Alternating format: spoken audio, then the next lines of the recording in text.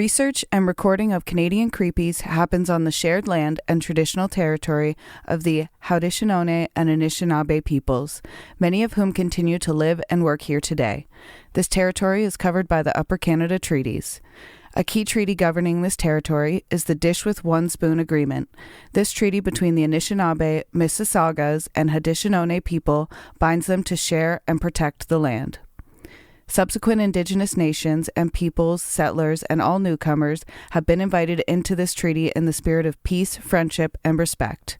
We all share the responsibility of ensuring the dish is never empty, meaning we must take care of the land and the creatures we share in it. We are back with part 2. Part 2. Of a 3-part series about École Polytechnique. And last week, we thought we were recording and then we weren't. This week, we're not making the same mistake. We see the red line. We see the red line. Also, this week, I'm going to introduce a new segment, and it's going to be about a current case. I thought that could be something we do every episode going forward. Would maybe just talk a little bit about a current case. Should I just get right into it? I'm Val. I'm Al. And welcome. Welcome to this episode of Canadian Creepies. And Daisy's here to our left. Daisy protecting is here. Us. And Richard is... I always look for him on his stoop. He's not there. He's not here. He's around somewhere. But he'll bless us at some point, hopefully, with his presence. He always does. If you ever hear me distracted or spacing off, it's usually because Richard's here. Okay, so should we... You're good? Yes, I'm great. Great. I'm also good. I have this info... It's very funny. I have this info all prepared. So I'm going to hop right in. Is this of the current case? Yes. Okay. So no. Oh, sorry. No. Okay. This is on the shooting. Okay. On École Polytechnique. We left off. Listen to the episode before this if you've Totally. If you need true insight to sum it up within a couple words. Yes. Make sure you go back, listen to the last episode. It is listen to part 1, then part 2, and then next week will be essentially part 3. People have died. He's shot himself. Yes, we know that he's shot himself. Yes, and now we're at the point where... Now we're getting into the aftermath. The aftermath of everything that's happened. I don't even know if the cops have come in yet. No, remember, because we talked about the emergency services. Yeah. And how... The protocol was different. How the protocol was different, how it was like not to immediately intervene. Yeah, which that's what I was interested into talking about today, because I'm like, well, what is the point of view? Yeah. So we do, I think there is it might be next episode is a little bit more gun control. That's okay. Yeah, you know what? You might as well just listen to the whole episode, that we can't sum it up. Yeah, no, there's we're no in part 2 now. Here we are, part 2. So on December 6th, the day of the massacre, the Montreal Police Director of Public Relations, Pierre Leclerc, what a name. Yeah, Pierre Leclerc. I love it. He briefed reporters outside the Polytechnique building. And this part is really sad. When he entered, he found the body of his own daughter, Maurice, among the dead.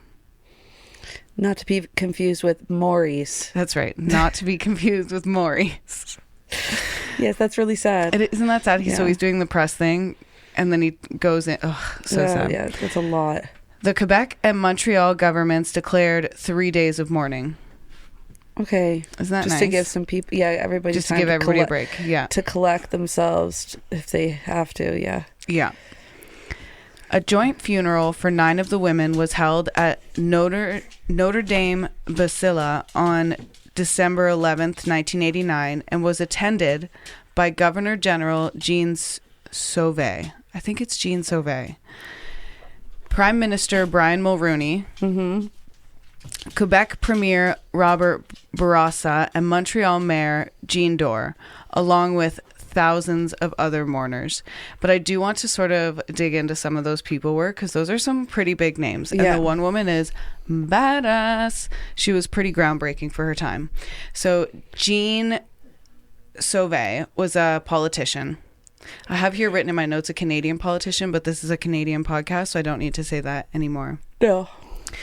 So Jean Sauvé was a politician, journalist, and stateswoman who served as the 23rd Governor General of Canada from 1984 to 1990, and as the 29th Speaker of the House of Commons from 1980 to 1984. She was the first woman to hold either office.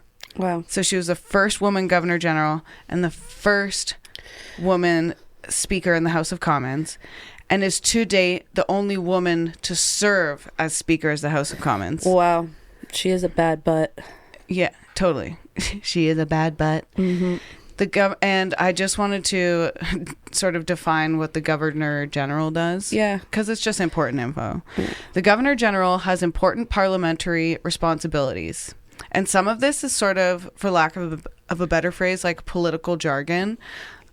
Like some of the way things are written is so convoluted isn't the word I'm looking for, but the Governor General has important parliamentary responsibilities: summoning, proroguing, and dissolving Parliament, setting out the government's program by reading the speech from the throne, and giving royal assent, which brings parliamentary bills into law.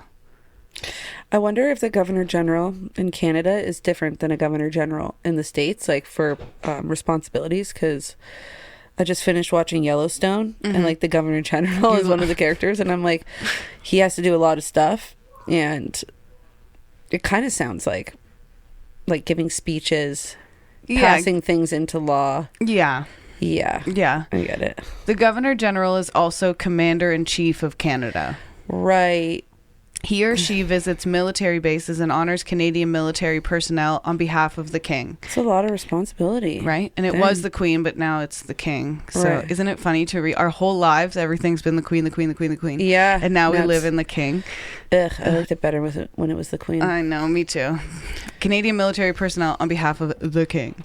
The Governor General also fulfills important ceremonial duties, such as promoting a sense of identity, recognizing the achievements of outstanding Canadians, receiving foreign dignitaries, traveling overseas as the representative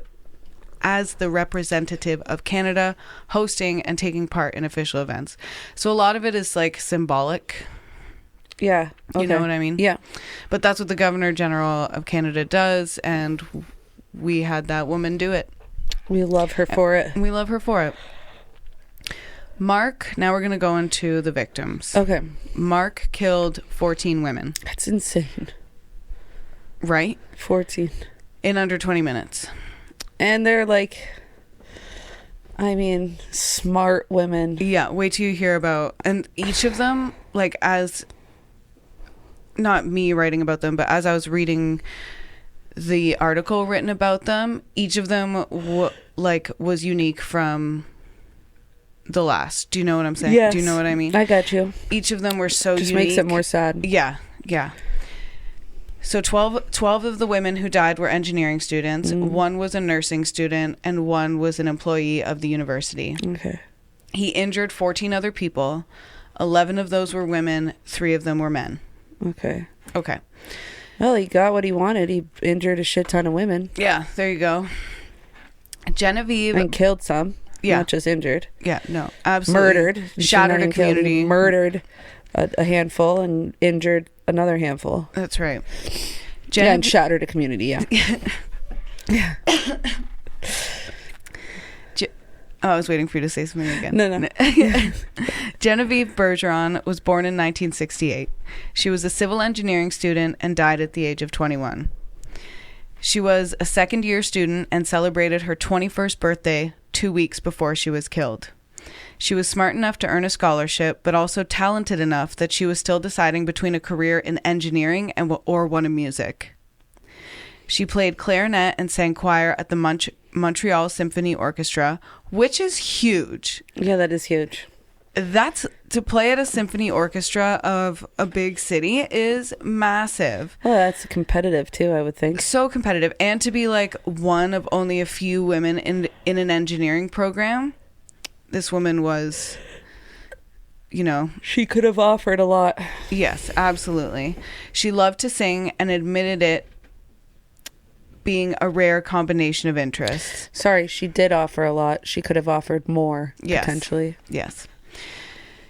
She loved to sing. Oh, I said that. When she wasn't studying or singing, she was swimming, playing basketball, or babysitting Montreal Mayor Jean Dore's youngest child because as a teenager, she had helped him campaign to win his first council seat. Oh, I love that they had that relationship. Right? Really Genevieve was sweet, generous, and bubbling with life. She was a real ball of fire and a total woman. She seems like a role model. I think I'll probably say the same thing about each and every one of them. Right? Yeah. But that, like, and she was just like, she just had his ass for life. She was into everything. Helene Colgan was born in 1966, was a mechanical engineering student, and died at the age of 23. She was just weeks shy of a planned trip somewhere warm with her friends to ring in the new year. I hate him for this. Right? According to her father, the vacation would have been well-deserved. She was a strong student and in the tail end of a degree in mechanical engineering. Like, that is tough. Engineering is tough. It's something I can't even fathom. No. And this is the 80s. Yeah. Like, these women were breaking barriers. She was contentious, patient, and always pushing things through to the end. Always wanted to be juggling projects. The fruits of her labor were paying off, as at the time of her death, she was weighing three job offers and leaning towards one in Toronto. Wow. She wanted to go to the farthest She wanted to go to the farthest limits of life. She had so much ambition and hope, stated Clarence, Helene's father. Her best friend was also killed. Her name was Natalie Croteau. Wow. Natalie Croteau was also born in 1966, was a mechanical engineering student, and passed away at age 23. They are so young. So young. Outgoing and enterprising with a passion for learning, particularly when it came to science. She was also planning on going on vacation in Cancun. Her father, Fernand Croteau, remarked to the Montreal Gazette, 23 years aimed at graduating with a degree. She's only 3 months away from getting it and she's killed, all because she was sitting in a chair in a classroom. He was so enraged with the loss of his daughter, he took it out on the walls of his home. Yeah, I don't doubt it. I can't even imagine. Yeah. I can't imagine. I'm actually reading this book called The Berry Pickers. It's by a woman, I can't remember her name. Amanda Berry, maybe? No, hold on. It's on my bookshelf. Amanda Peters. She's an author from Annapolis Valley in Nova Scotia, where my sister lives. Okay. In the book, it's not like a biography or anything. It's fiction, I think. But she's talking about how there is no word for when a parent loses a child. Right. Like if you lose a spouse, you're a widow or a widower. Yes. And if you that's so true. Lose your parents, you're an orphan. Yes. But there's no word for when a parent, because, and then it's, it goes on to say that that's because there's no word to describe the pain that's felt. Yeah. So much empathy for these parents and people involved in this. Like, I can only imagine this tragedy has spanned for a few decades in the family line. It's trauma. Trauma lasts 7 generations, so it's extremely sad. Very sad. Barbara Dagnall was born in 1967. She was a mechanical engineering student and died at age 22. Also, think about all these mechanical engineering students who were women, who had these different passions. What could they have done to revolutionize whatever industry they had gotten into? My God. You know what I mean? Probably like, it's endless. I mean, the possibilities, yeah, right? the possibilities are endless. So Barbara died at age 22. She was not someone bound by conventional limits. When she was just 7 years old, she asked why she could never become the Pope. She ultimately would follow in her father's footsteps and study engineering while she was at École Polytechnique. She worked as a teaching assistant for her father, Pierre Alain Dagnall, who was a mechanical engineering professor at the Université du Québec à Montréal. Okay. Butchering my French, No, as no, per it's fine. It's usual. fine. At 22, with just one term to go before graduating as an engineer, she was already thinking about her career prospects. One of her professors, Adrien Cernea, was one of the teachers in the classroom at the time of the attack. He stated that Barbara visited him a few times to seek advice. He said she was a marvelous girl, very nice, and very smart. Her life as a student was what you might expect, sharing photocopies of class notes, chatting over cups of coffee, and meeting for lunch with friends. She loved shrimp omelets and chocolate cake with whipped cream. Oh. Her mother named her after a poem by Jacques Prévert. Translated into English, it goes like this. Remember Barbara, it rained all day on breasts that day. And as you walked smiling, flushed, enraptured, streaming wet in the rain. Poetry. Me no know. Me no understand. But it's beautiful. And it's also translated from French. Yeah. Anne-Marie Edwards was born in 1968. Anne-Marie. Beautiful. I feel like I know an Anne-Marie. It's a popular name. Oh, maybe I'm thinking of Kristen Marie. Maybe. She was just 21 and a chemical engineering student when she passed. Badass. She loved skiing. It was a sport she did at school and with her family. A neighbor told the Montreal Gazette they often saw her and her family bundle into the car to hit the slopes. It was so near to Anne-Marie's heart that she was buried in her school team ski jacket, and her teammates from the Université de Montréal downhill ski team wore patches with her initials on their uniforms after her death. That is true, like honoring friendships. Right? Bless them for doing something like that. Just like true teammates. Puts a knot in my throat. Yeah. I have to say, chemical engineering, like out of all the engineering, I'd be fascinated in that one the most. Yeah. That is crazy cool. Right? Yeah. And crazy dangerous, and like it's just so cool. Yeah, revolutionary. And she participated in it. She Curse did. this fucking Mark. He's a butthole. He's a real butthole. We're going to talk about his life closer to the end of the episode. Yeah. Anne-Marie was from Pierrefonds and was known to love all sports, including more extreme ones like whitewater rafting and rock climbing. That explains the chemical engineering. Yes, yeah, good. That tracks. So cool. She likes excitement. Okay, yeah. Anne-Marie. Yeah. She loved to take on any challenge she could, even if she wasn't the most successful. Like the time she tried sailing and capsized the family boat 56 times in a row. Good for her. That's a lot of capsizing. I'm thinking Marie Antoinette. Oh. She's also a cool. Let them eat cake. Yeah, let them eat cake. Anne-Marie was known for being clever and stubborn. Well, you'd have to be Maybe that's why I like her. I'm as stubborn as it gets. Yeah, you are stubborn. Not clever, but stubborn. No, you're clever. Thanks, bud. Clever. Yeah. In 2014, her mother said she would be proud to see her memory being used to end misogyny. I'm here Please. for it. If I die, use my body to further feminism. Or like create a chemical engineered something, name it after. Yeah, that'd be wicked. Something that maybe something that could be like thrown at men. Yeah. I'm just kidding. Like mace. Yeah, like mace.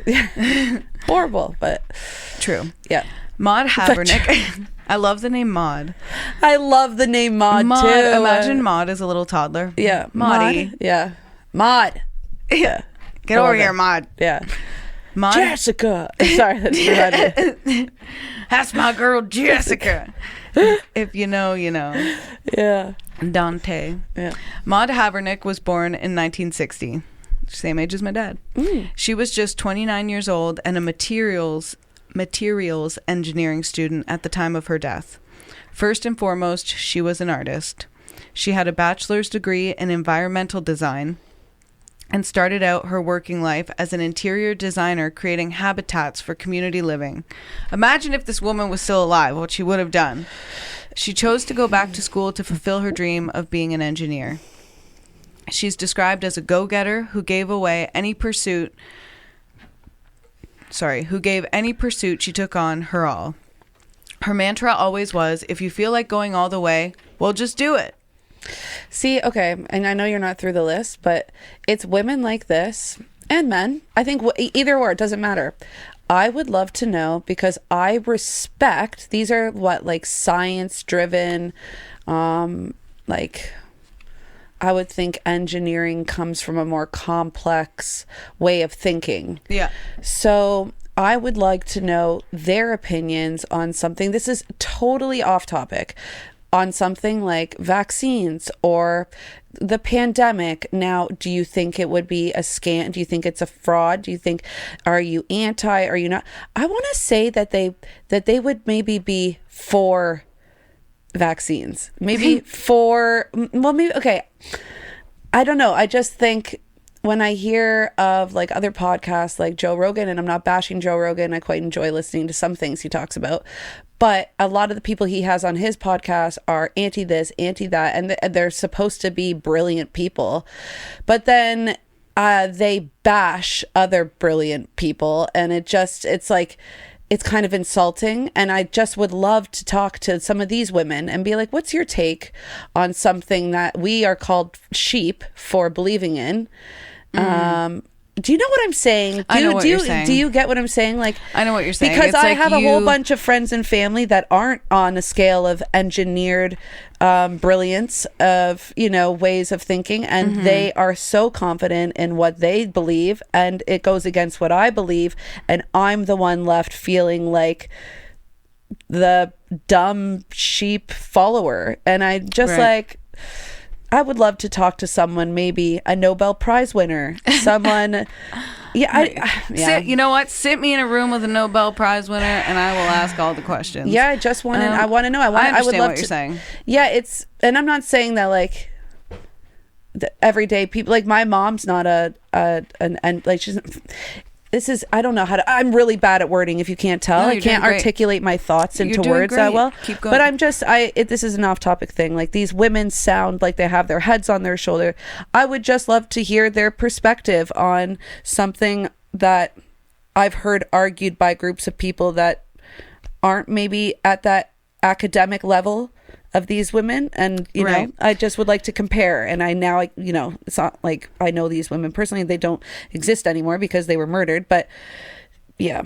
I get what you're saying. That was just a rant there. But no, that was good. But how I'm going to respond. Yeah, respond and maybe reword for me if you need to. No, I get what you're saying. You would like to have a conversation with someone who you feel is a little bit like proven to be intellectually superior. Yes. Just because you feel if you're able to do that, then the people who have an opposite view to you think they'll reason with that. Yeah, they won't. They won't reason with me because they won't reason with that either. I'm not academically. No, it doesn't. But here's the thing: it doesn't matter. It would give me comfort though in my own to be like, I look up to you. Yeah, people look up to me, but on different levels. Like, I'm more of hands-on learning, labor-driven. I'm good working with my hands and with my physical body and figuring out problems with my hands and with my own thoughts. My mom opens up an encyclopedia and is like, yes, I can. Yeah. But she's academically smarter, and she would be humble about it on a whole other level. But like, so it's. If my grandfather was here, I would love to know what he thought. He was on that, like, is it not Mensa? Yeah. Oh, he was in Mensa. He was in Mensa, yeah. Wow. Yeah. I don't know what value that has anymore. I don't either. I think Mensa is like mostly probably like, I know it's smart people, but you have to pay a fee. Yeah. And it's like probably mostly men. I'm sad that he's gone because although he was very old-fashioned in certain ways of thinking, he had a heart, and I feel like I could have gone to him for maybe insight on something that divided us so badly, like the pandemic, like COVID, like the vaccine, like politics that are going insane right now. I think so. This Mark guy sounds like he's politically driven in an insane way too. Like he is. He is quite politically driven. I think when it comes to... I hope everyone can get what I'm saying. I know you can. Just ignore me then if you don't. If you think I'm just babbling. No, I you're almost doing think great. I'm babbling. It's fine. I don't think you're babbling. I get what you're saying. Hearing about these women has made you wish they were in your real life. So that way you could turn to them for questions and things. So I'm already looking up to them. So you would be more confident in like debating. Yeah. But I think just be confident in I'm what happy you that I have believe in. you. Thank I you. really am. I'm happy that I have you because you look at the world this is the glory of difference in opinion and difference in, it's like I'm good in one thing and there's no comparing. It's like I just love that I have a variety of friends that have varieties of like ways of thinking and how they were brought up and have experienced life differently. If we all experience stuff the same way, then we wouldn't be able to relate to each other or like, that's right. So I'm actually really happy that I have you to get insight on, because I have a hard time understanding certain things and the way you break stuff down is easier for me to get it. But yeah, that was also it's because I want everyone to get it. Yeah, it's because you do it in a way that's not harsh, that's not like hateful. Yeah, politics are hateful, and I mean they're so just hateful. But that's what I was gonna say about like if we use vaccines as an example.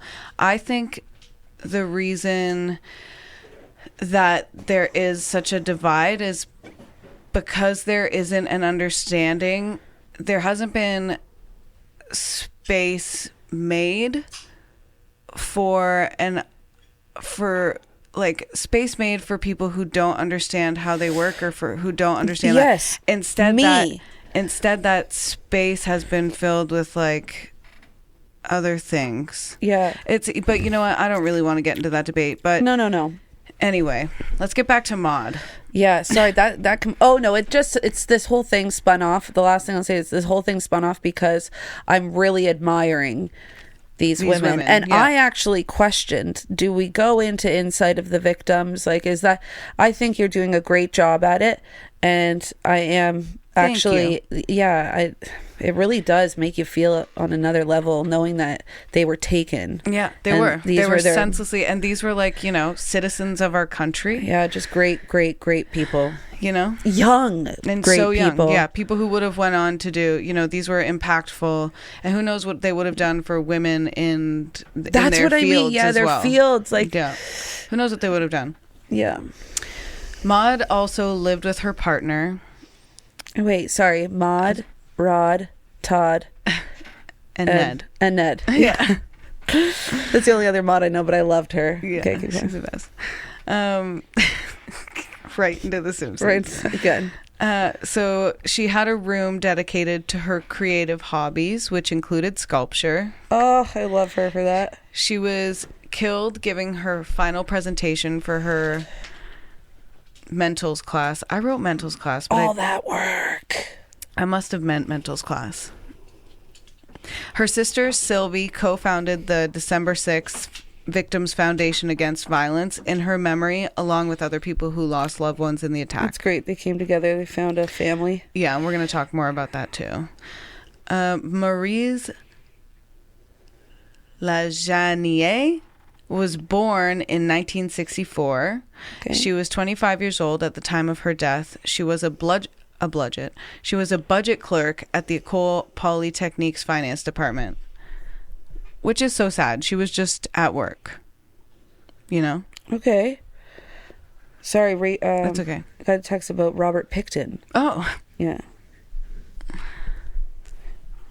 Can we cut this out? What I'm talking about? Yeah. Rach is asking if we've seen Midnight Order. I have, yeah. Okay. Yeah. She said it's about women trying to organize criminal profile data in Canada. Yeah. And a big part of the season on saving evidence from Robert Pickton. So it would reveal how there were so many more people involved. Yeah. So you watched that? I did watch that, yeah. Oh, okay. I think I mentioned it on one of the episodes. Oh, did you? Okay. Yeah. Well, I'll look into that. Yeah. We'll leave this in. Yeah, okay, leave it in. Okay, Yeah. So, sorry, we just had a friend text in about something that she thought Val and I should watch. And we did watch it. Val we'll watched review it. it. Let us know. Okay. Send us a text, click the link, and let us know if you want us to review the Midnight Order. Midnight Order, yeah. Yeah. So what's that on? It's on Disney Plus. Oh, Disney Plus, okay. Disney Plus. I'm glad she plugged that again, though. Yeah. So Maryse was a budget clerk at the finance department. She was a shy newlywed with a beautiful smile. She was the youngest of 14 children. My goodness, that sounds religious. Raised Not that in there's anything Montreal. wrong with that. Not that there's anything wrong with that. She met the love of her life in 1986 at school. That's cute. He recalls her being the most beautiful girl he had ever seen in his life. They married in August 1989 and were working on starting a family. He believes she was newly pregnant when she died. No! The killer accosted her at the end of her workday when she had already put on her coats and boots to leave. She tried to fight him and shut the door. She was like literally leaving. Her widower built a new life since her death, but does remain a staunch advocate for gun control. He has never had a child, as he doesn't trust life enough to bring a child into the world. And I wouldn't either after an event like that in my life. Maryse Leclerc was born in 1966. She was a materials engineering student, and she died at the age of 23. She was a rebel and a go-getter who did not care what people thought of her.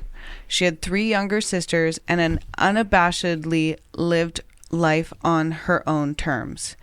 She liked to listen to British punk and new wave music. I love those genres. Right? For months before she died, she'd been in love with one of her classmates, and together the couple wanted to study and travel. The Sunday before the attack, her father, Lieutenant Pierre Leclerc, with the Montreal police, had dinner with her partner. So the guy, remember we spoke about him in the beginning, he was the one that found his daughter in the school? Yes. This is her. And a week before she died, her father had dinner with her partner. So that's really sad. That's really sad. Maryse had purchased, Daisy girl. Maryse had purchased a red sweater specifically for the holidays.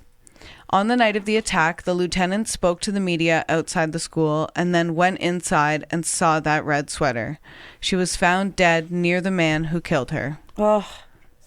How brutal is that? So he even killed himself near her. Ugh, that's like so it's like, get away from me. Violating. Yeah, violation of space, everything.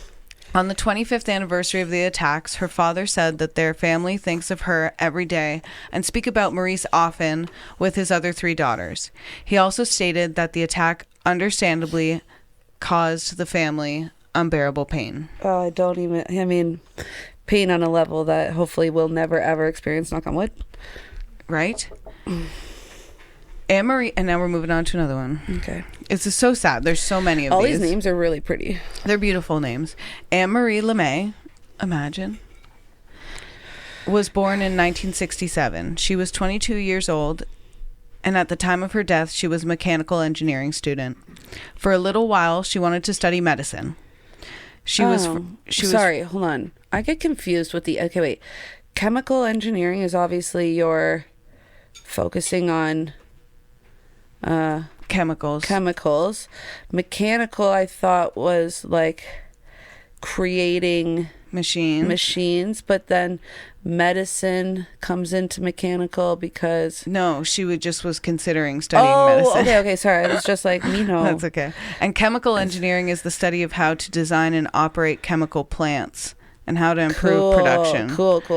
That is really cool. Yeah. Continue on. Anne-Marie LeMay was from Boucherville and ultimately chose engineering over health because of a close friend. Wow. When she was a teenager, one of her friends lost the use of his legs, and she visited him weekly to help with his rehabilitation. Through this time spent, she realized the importance of mechanical devices. She had a wonderful ability to connect with people. So this woman could have revolutionized the medical industry with some sort of mechanical device that helped rehabilitate people or something. I don't believe in hell, but I do believe that there might be just like a void out there that he could be floating in and just endlessly wondering. I was thinking about this the other day. I hope he's just in a void. I was like, imagine if in my head I was thinking this, imagine if when you died, it's just black and there's just nothing. That would suck. I hope he's there. That's where I hope he is. That would be the ultimate I hope we don't go there. I don't want to go there. I don't want to go there. I always thought that, like, did I unlock a new fear? No. Maybe if you're a bad person, I throw them all in the void. Yeah, and throw away the key to the void if there is a key, and they'll never bump into each other. For good people, I always thought you're just immediately, like, you die and you're born into something else, like whether it's an alien, like you're just reincarnated, I guess. Right. Like you don't have any recollection, but you die and you're born. Yeah. You die and you're born. Yeah, it maybe doesn't that's know. It would suck if you were like, because I'm like, my luck, I would die and then be born into like a baby deer with like a lion coming to, it's horrible. Like it's kind of or ants where like, or and like then there's a like common housefly where the lifespan is 3 like 24 days. hours. Yeah. So yeah. Anyways, but yeah, Void. I hope he's there. I hope he's chilling in the void. Or that's like the movie Get Out. Yes. Where like the hypnosis is used and then he's just like in. Yes. Did you see Get Out? Yes, but I don't remember it that well. Okay. I'll have to rewatch it. It's reminding me of that. Where he's like trapped in his own mind. Yeah. That would be. And like that is scary. The circle of like you can see in is like getting smaller and smaller and he's just floating, like he's just. I would hate that. Yeah. I would hate that. I hope that's where he is. I hope that's where he is, and personally I would hate that for myself. Yeah. Anne-Marie also had a wonderful ability to connect with people. She never dwelled on problems. Oh, I do. She was social and played in a band. She was organized and studious, and the night before she was killed, she studied all day, then wrote herself a note that read, "Tomorrow is the last day of classes and of my life too." Whoa, that sounds depressing at 3 a.m. She wrote that note to herself. She was close friends with a woman named Heidi Rathjen, who was one of the survivors, and Heidi went on to become an outspoken advocate for gun control. One of my friends just had a baby named Heidi. Oh, it's a beautiful name. Yeah, it's a beautiful name. Like Heidi from the hills. Right? Yeah, like Heidi. Remember when it was a big deal when she got all that plastic surgery? Well, she kind of looked like... well, teach their own. Teach their own. And she had the H's for Heidi. Implants. Yes. Yeah. I don't know. I always thought she was a babe. It was that... At the They're time, still together. Her and Spencer still together. Gotta give it to him. Gotta give it to him. Sonia Peltier was born in 1961, was a mechanical engineering student, and at the time of her death, she was 28. I wonder, so, like things like Dragon's Den, they would all be they would all be engineers that would bring in a product and be like, I'm creator of blah, blah, blah. Not necessarily. Sometimes. Yeah. Not necessarily, though. Okay. Like, I could have an idea for a thermos and then take it. Get it manufactured like somehow. Get the patent, and then get, I don't know, or get someone, work with someone to make the thermos. You know what I mean? Right, okay. Thermos. Speaking of thirsty. Stanley. Here's your Stanley ASMR. I'm already falling asleep. Could you hear me drinking there? Yeah, I loved it. I love ASMR. Yes. Sponsor us. Yeah. Someone sponsor us. Someone sponsor us. I think Overhold Orchards is going to be the first sponsor. Yeah, they will. And we'll work out how that will happen. We'll eat ASMR peaches. That's actually a good idea. Yeah. It's actually, I have the ability to go live on TikTok because I have 1,000 followers. Oh, do you? That's right. So I can go live on TikTok. Oh, we could do that together for... Ooh, that's a whole other thing. We'll talk off grid for that. Off grid, but I'm leaving that in. Sonia Peltier was born in 1961. I already said this. She was the person who won every competition, secured every scholarship, and always beat others out for the top of the class. She was quiet, undemanding person who grew up with 5 sisters and 2 brothers. All of these people had so many siblings. Even with all those siblings, her intelligence and liveliness stood out to many. Well, in a household with 5 siblings, you would have to stand out, you know? I wonder if this is like a... Are they all from the same area? No. Okay. No. The fact that she was so smart and driven was a source of joy and pride for the Peltier family and their neighbors in the small, close-knit town of St. Ulrich. Sonia loved rock music, and her favorite song was Jerry Boulet's Toujours Vivant. Still, in English, it's called Still Alive. She liked to cook and to teach others to cook. One of her favorite meals was to make pasta from scratch. Okay. Kudos. Sponsor us. Yeah. She was just everything. She was just days away from graduating with a degree in mechanical engineering and a transcript of straight A's. Despite their loss, her sister Micheline had stated that their family has always had empathy for Marc's mother. We, the families of the victim, had our pride in our sisters and daughters, but she had nothing at all. Which, oof. Yeah. When I did the research on that, I thought about it like for days after. Yeah. Michelle Richard was born in 1968. She was 21 years old, and at the time of her death, she was a mechanical engineering student. Her nickname was Mimi, and she had I love that nickname. I love that nickname, and she had a brilliant smile and a calming presence. Although I do think a Drew Carey show. Yeah. There was something her friends couldn't quite put their finger on that drew people to see her. She was originally from Lac Mégantic, a region she was particularly proud of, and returned to once or twice a year to visit her younger sibling, mother, and friends. She thought she might buy land there one day. She planned on getting engaged to her boyfriend in the spring of 1990. They had known each other for nearly 4 years, and he was with her in class when she was shot and killed, which is tragic. That's really sad. Her partner told the press that she was a gentle girl, happy, brilliant, and beautiful. She lived every moment intensely and abhorred violence.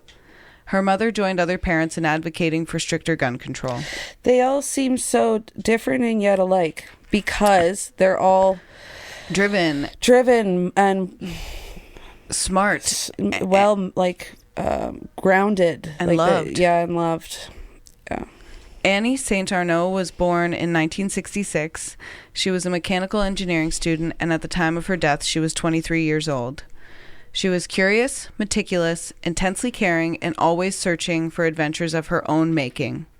The only daughter and the youngest of 3 children. The day she was killed, she was attending the final class before graduating from mechanical engineering studies. Okay. She was trying to figure out whether she wanted to take a job at an aluminum smelter or to travel to Africa to join her brother who worked there as a missionary. Like, those two things are so different. But yeah, well, I don't know the vastly, like the huge differences. One of the main ones would be one's an aluminum smelter and one's going to Africa. Yes. Yes, sorry. Wait, one's an aluminaire. No, she was trying to figure out if she wanted to take a job at an aluminum smelter. Aluminum smelter, yeah. Or if she wanted to go to Africa to join her brother, who was a missionary there. Oh my God. Aluminaire smelter. Aluminum smelter. Luminaire smelter. Annie wanted to make the world a better place. She wrote poetry and liked to build things by hand. Her childhood best friend remembers one particular grade 4 project, painstakingly crafted through many recesses. She glued grains of rice one by one to make a clown figure, and when it was done, it was fabulous, recalled her friend Sonia Beauregard. I know, I wish. Frig. She had a passion for the environment and came up with the idea for a play with the theme, What can we do to stop pollution? For the first 4 years after she died, her parents and family would gather in La Tuque, Quebec to read her poetry. That's amazing. Right?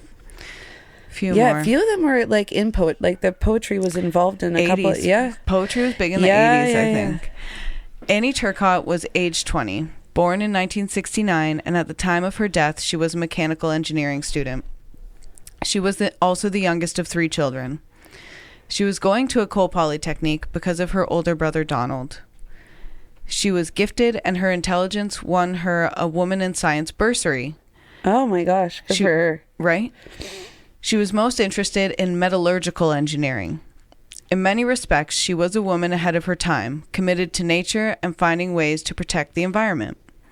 Despite the seriousness in which she approached her work, she was lighthearted and a big hit with children. At a summer camp for children with disabilities... Wait, sorry. Did you say disobedience? I started to say really passionately. Disobedience is what I was trying to say. What I said, but I was trying to say at a summer camp for children with disabilities. Oh, or maybe diabetes too. Well, maybe from eating little Deb hee-hees. Yeah, Annie taught swimming for free. The rest of the year, she would give lessons to any children staying with their families at her family's motel. So her family owned a motel. Okay. Any children that stayed there, she would give. I just thought of Bates Motel. Ugh, that's a good show.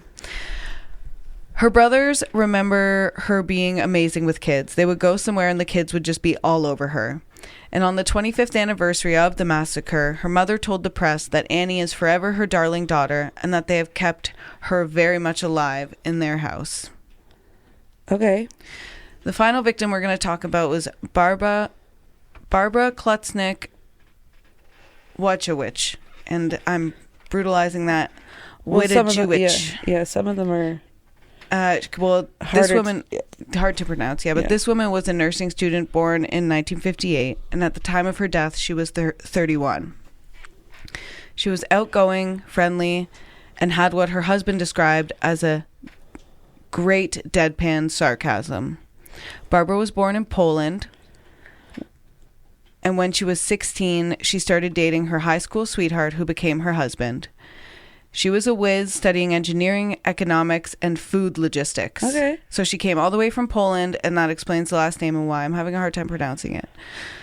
She was a woman who looked outward. She spoke 5 languages and read a lot and wasn't shy about sharing what she had read and loved to help people. Barbara and her husband fled Poland for Germany in 1986 after the country was put under martial law.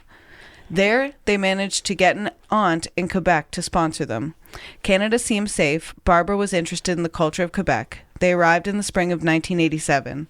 She was having a cheap meal in the cafeteria with her husband when the killer came. He survived. So she managed to flee Poland. Uh-huh. Like when it was about to become war-torn. Yeah. To get to Canada, Quebec, to 2 years later get shot down and die. It's just so senseless. So her partner who survived has a daughter now, which makes him very anxious, he stated. Sorry, can I just say? Yeah. And it's something like that, and I know a lot of people live by this, well, it happened for a reason. Mm-hmm. That statement pisses me off, or that quote, whatever you want to call it, it just pisses me off a lot of the time because I want to know what the reason could possibly be for a situation like fucking that. Yeah. Like, what is the reason? Why was that supposed to happen the way that... I guess to give us stricter gun control laws. Yeah, but like... I guess so. Yeah. But it's like even... You're going to say, you can say that, but then why don't you try saying that to someone who's lost family in Gaza, who's had their family crushed beneath rocks, and they're the only...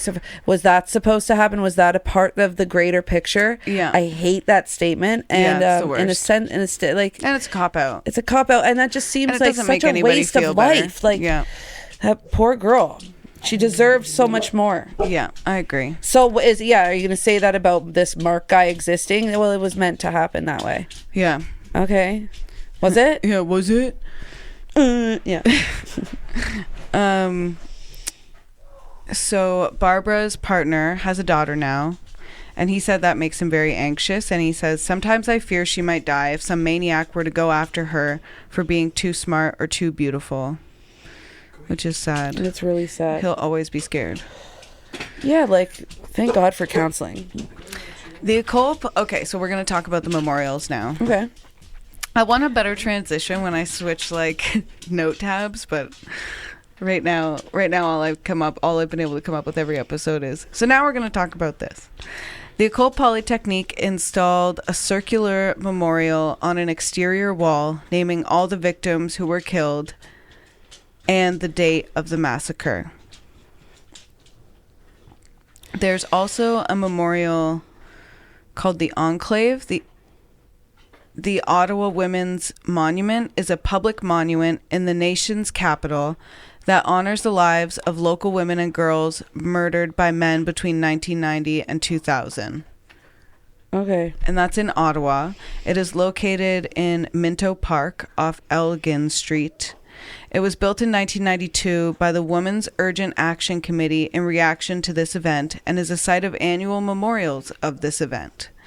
It is a protest against the patriarchal climate of violence against women. And the city of Vancouver, British Columbia, commissioned a memorial to the victims that was created by Beth Albert and installed in a city park.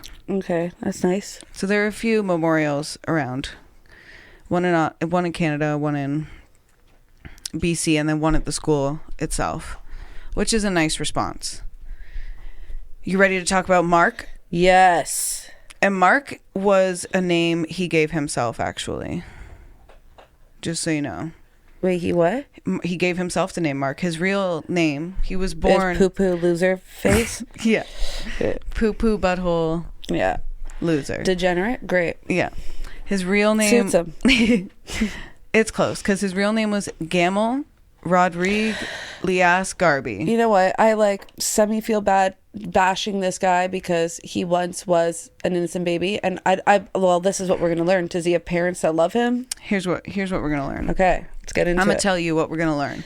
Mark was the son of Monique Lépine, a French-Canadian former Catholic nun, and an Algerian father who was a non-practicing Muslim.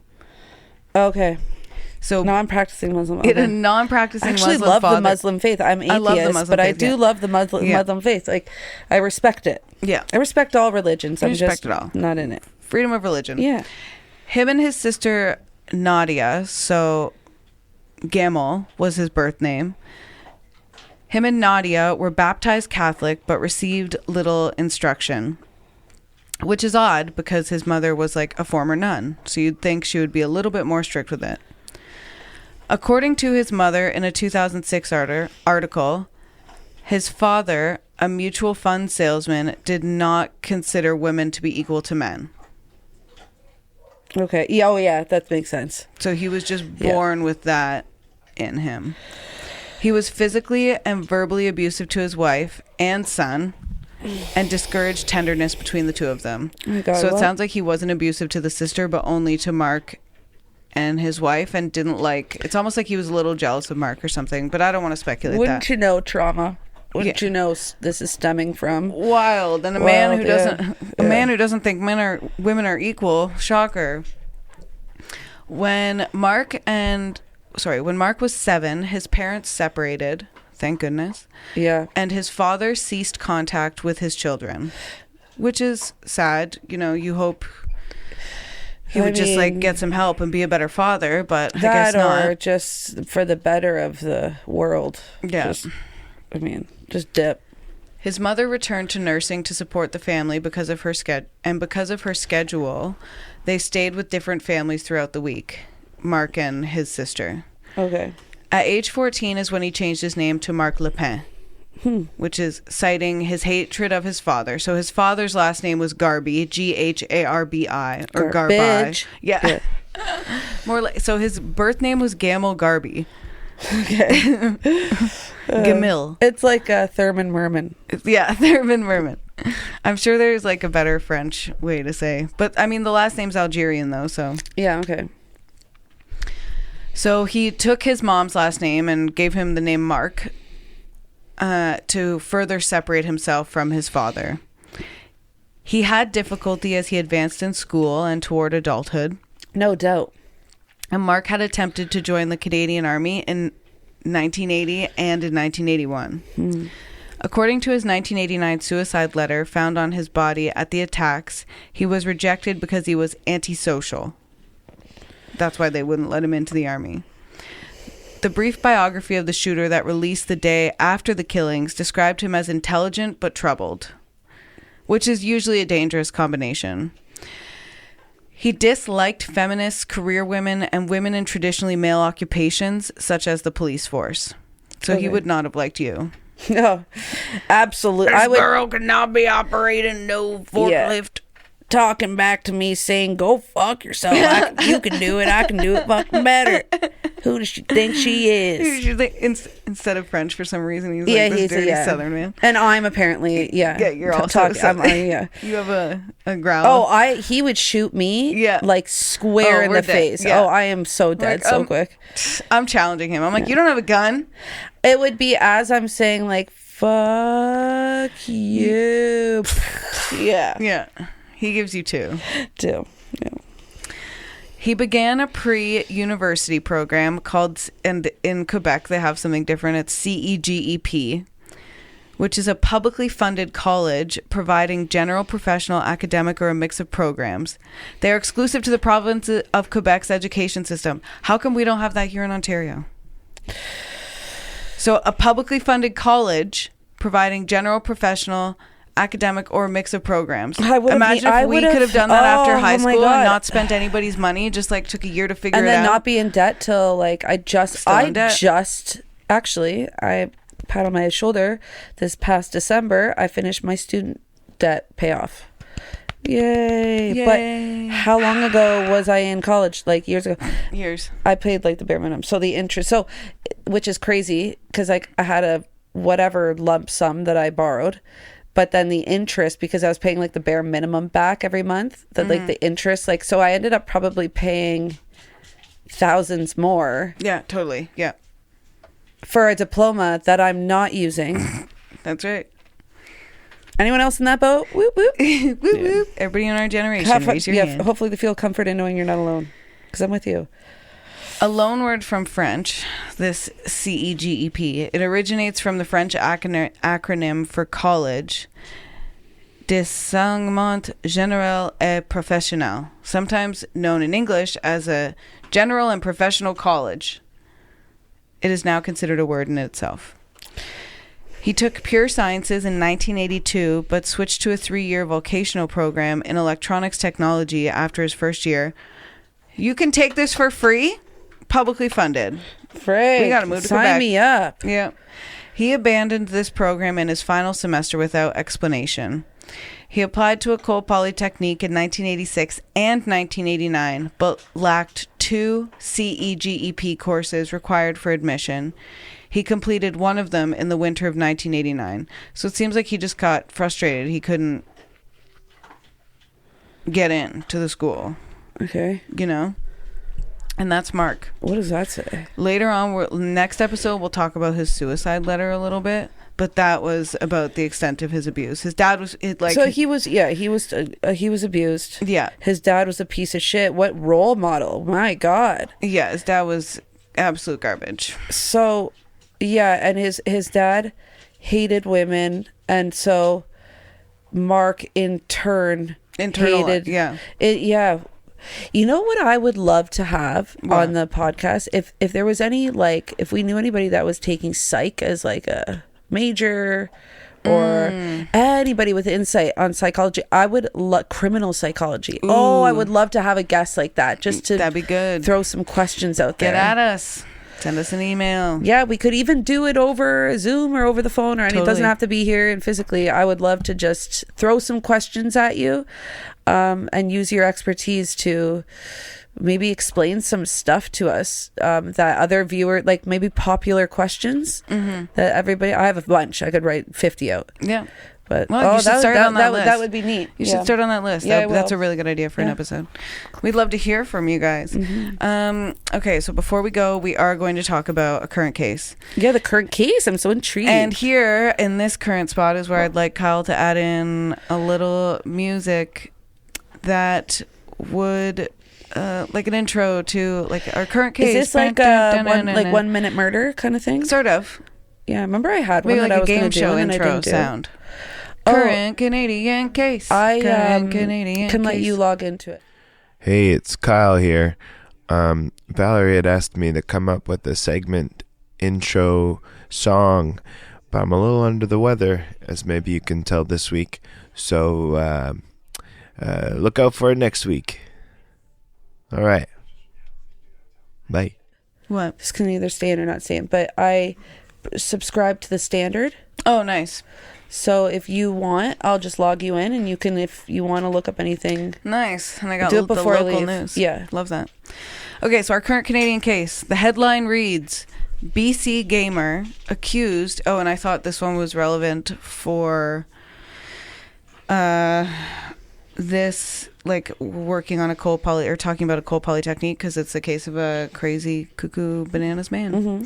So the headline reads, BC gamer accused of flying to California to stalk and stab woman and her boyfriend. Yeah. According to the Monterey County Sheriff's Office, the attacker had met the girl through an online gaming platform and became obsessed with her over the period of a year. Mothers, fathers, check on your sons.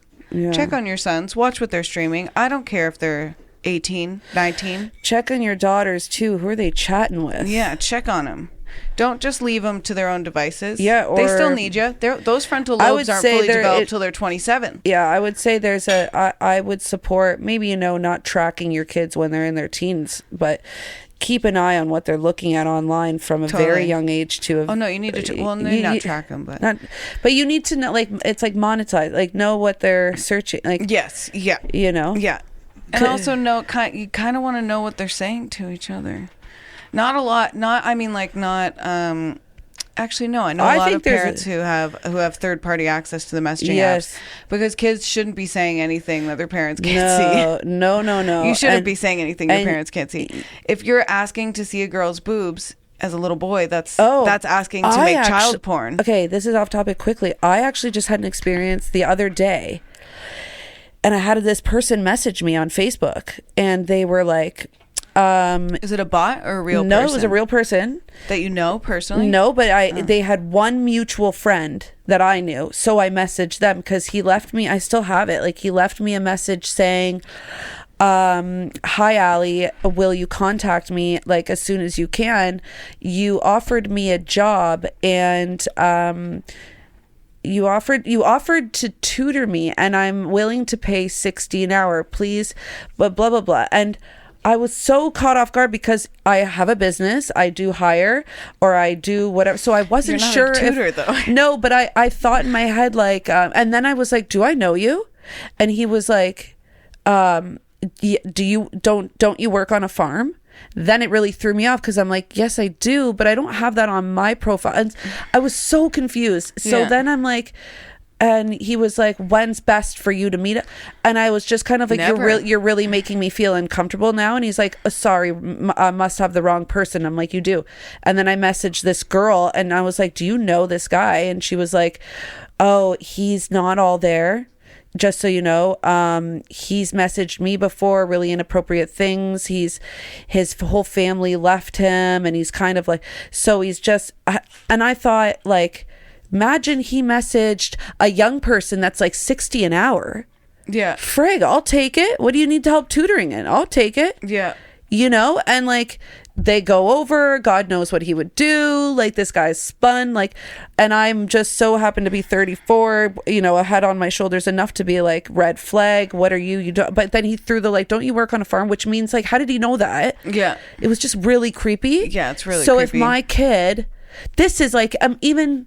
Now I'm like, I was so happy to have Jake there to be like, can you read this and see if this, he's like, something's off with that. Yeah. So yes, make sure you're like paying attention. Yeah. Because there's an instance like that, something like that, $60 an hour. Who wouldn't take that for tutoring? Yeah. Even if you didn't even really know, I'd be like, I'll figure it out. I'll tutor you. I have a computer.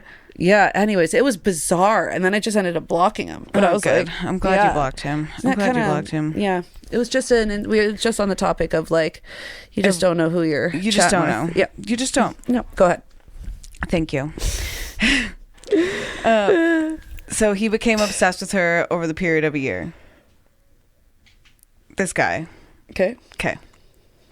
Police allege that a North Vancouver man accused of developing an obsession with a woman he met through online gaming flew to California, posed as a delivery driver, and then stabbed the girl and her boyfriend.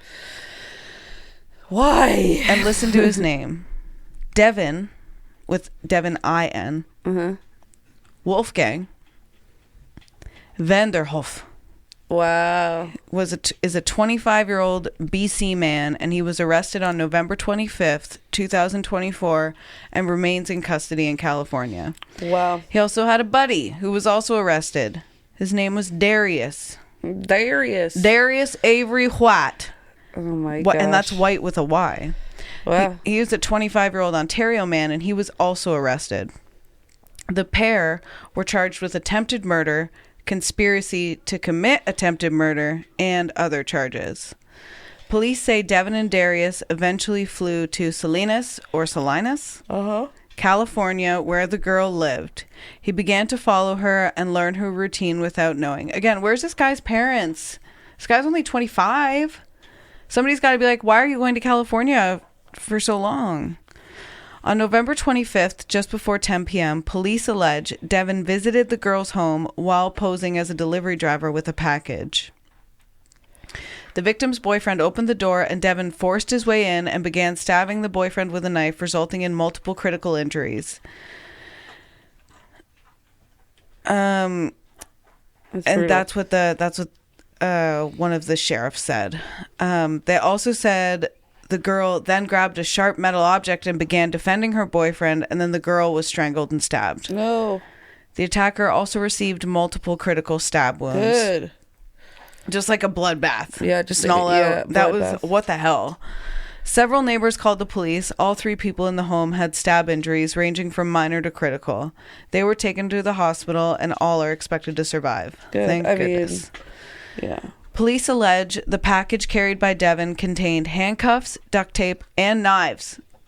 So he was ready to mess her up. It is unknown how these items were intended on being used, said in a statement. Darius, who police accused of being Devin's co-conspirator, was arrested near the attack scene, but said he had no knowledge of what happened and was released. Police arrested Darius the following morning as he sat on a plane at San Jose International Airport preparing to fly back to Canada. So they waited till he got on the plane and then snatched him off that plane and said, no, you're staying here. You're staying here in California. You're in America now, bud. Mm-hmm. Devin's bail was set at $4.15 million, and Darius's bail was set at $1 million. They were last in court December 10th, and I'll let you know if I hear anything more about this case. Excellent. Good job. Thanks. And that was part 2. And next week we're going to talk more about... Ooh, maybe next week's Murder Minute, I'll do the Peach Country. Love that. Yeah, because I have that. And before you, I'll log you into the standard. Oh, right. Before I go. Thank you all so much for listening to this week's episode. We'll be back next week with the final part of École Polytechnique Massacre. I can't wait. And then we'll move on to something else. Yeah. We'd love to hear from you. Send us an email at CanadianCreepiesPodcast@gmail.com. You can also follow us on Instagram at Canadian Creepies Podcast. Yeah. Or is it just Canadian Creepies? I think it's just Canadian Creepies on Insta. I think it might just be Canadian Creepies. And you can also, if you're listening to us on Spotify or on our website or anywhere that you're listening to podcasts, scroll down underneath my sources. You'll see a little link that says send us a text. I want you to click on that and send us a text. If you want to hear from us back, please give us an email so we can send you an email. We'd love it. Feature your case in an upcoming episode. We'd love to hear your feedback.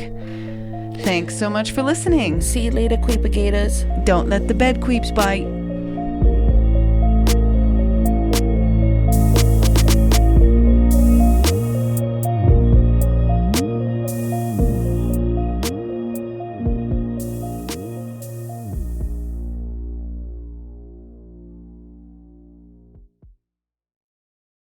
Thank you to Kyle McDonnell for editing and composing our theme song.